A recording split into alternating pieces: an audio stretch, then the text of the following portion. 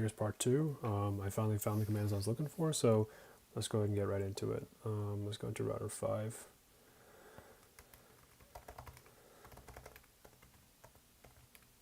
Okay, let me just make sure once I'm in, yeah, okay, so router OSPF 1. Once I'm in router OSPF 1, I go to log adjacency changes, and then here I just put network, which are the 2 networks that I'm working with. So the first one is 1134.3.1, sorry, 0, and then I do a reverse on the mask, so 000.255, area 0. I do that for both the networks, so 1134.20.000.255, area 0. Great. That's pretty much it for this one, and then go ahead and end.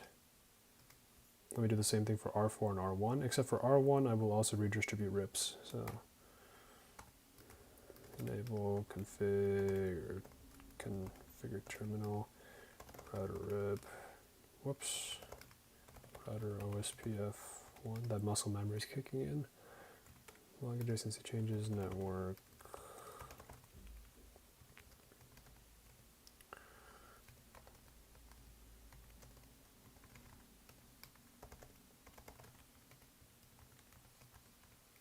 Oops, I just messed up. That happens. If you ever mess up like that, that's totally fine. You can just redo the command and go ahead and type it in again.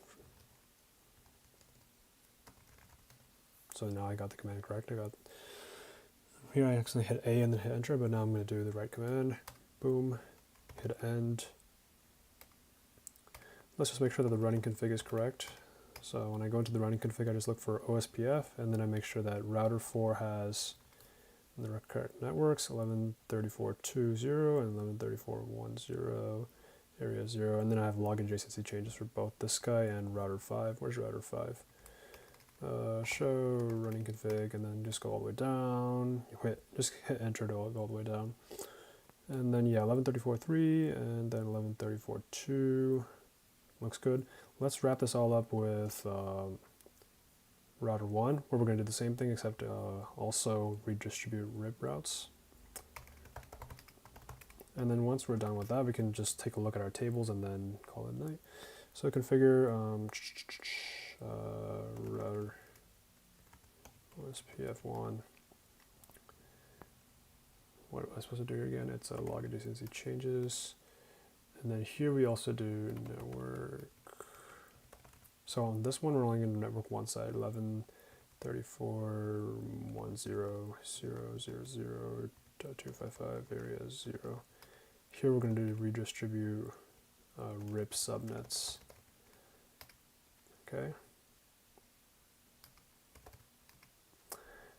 And do show IP route, or show running config, sorry. Great, so we got that. And then we just want to double check our output. So let's do that by taking a look at the ping. Let's make sure the ping goes through still. So the ping is going to be the same. It's going to be just from PC1 ping 1134.3.2. I'm expecting the ping to go through, and I really have no reason to see it fail. But the real test is whether or not our OSPF routes are saved in the databases for each of the routers. So for this particular one, it's router 3 and router 5, right? So for router 3, this guy, we just say, hey, give me your IP route. Enable show IP route. And this guy should have learned everything through RIP, so that makes sense. So here he has these guys on his side, and then here he has the RIPed.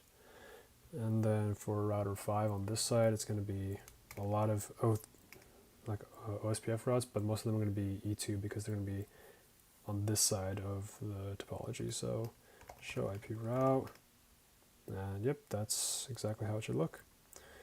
Cool. And then in between, you can also look at these guys if you want. Show IP route. Yeah, this guy has 2 OSPF'd, and then 2 local, 2 connected, and then 2 RIPed. So yeah.